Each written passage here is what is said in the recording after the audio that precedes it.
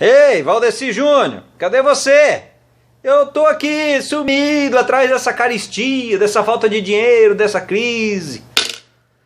Meu amigo, deixa eu te fazer uma pergunta. O Brasil está em crise financeira, social, política ou de alguma outra natureza? O que você acha? Olha, seja que classificação for, uma pergunta que eu creio que é relevante é a seguinte. Diante dessa crise, a gente corre para onde?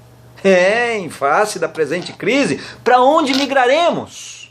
Na crise financeira mundial que se desencadeou a partir da crise imobiliária dos Estados Unidos em 2008, em entrevista, o presidente brasileiro daquela época falou para o mundo que os países ricos deveriam cuidar em resolver o problema dos países pobres, ajudando os países pobres. Caso contrário, o mundo sofreria uma crise de migração dos pobres para os lugares ricos, o que daria uma quebradeira geral maior ainda. Olha, eu não sei, mas pelo menos numa coisa ele estava certo. Muitas vezes, crise gera migração.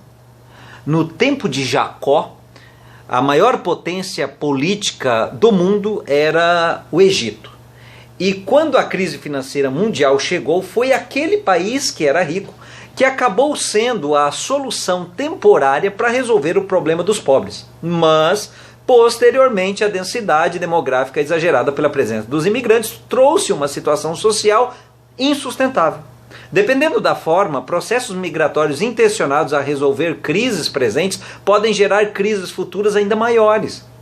Albert Einstein argumenta que a crise, na realidade, é a melhor bênção que pode ocorrer com pessoas e países porque a crise traz progressos.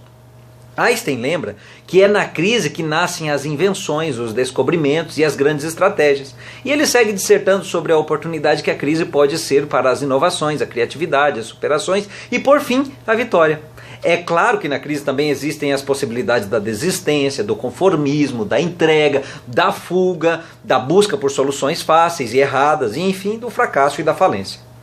Mas mesmo não se mudando para outro país, se a crise bater à sua porta, você terminará tendo que mudar de hábito. Não venha me dizer que você não vai mudar de hábito, porque vai sim. Quando a recessão econômica chega, ninguém fica como está. No fato econômico, a alteração é quanto à retenção dos gastos e a busca por alternativas de ganho. Caso contrário, também acontece mudança. A mudança vai ser para o endividamento e para as consequências do endividamento. Então não tem para onde correr. E aí a gente passa a se comportar e a viver de forma diferente diante da crise.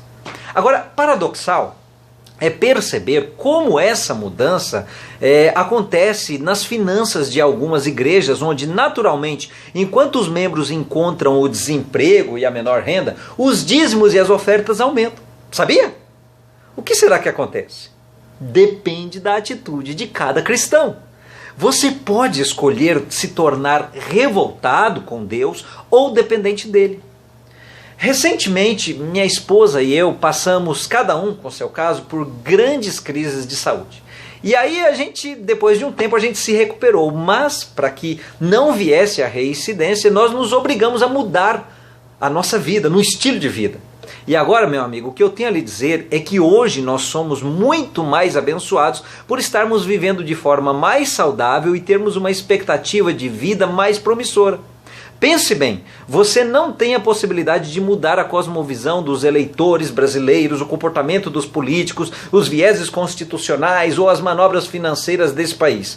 Mas você pode orar por tudo isso. A crise nos esvazia, nos fazendo nos tornarmos mais dependentes de Deus. E aí na crise a gente pode migrar para o reavivamento. Leia Romanos capítulo 5, versos 3 a 5, para você ver só uma coisa. Porque quando não nos restar mais nada, nós teremos somente Deus. E aí eu lhe pergunto, afinal, quando o que você tiver for Deus, isso não será suficiente? Afinal, quando tudo o que você tiver for somente Deus, afinal, você não terá chegado lá? Pense nisso.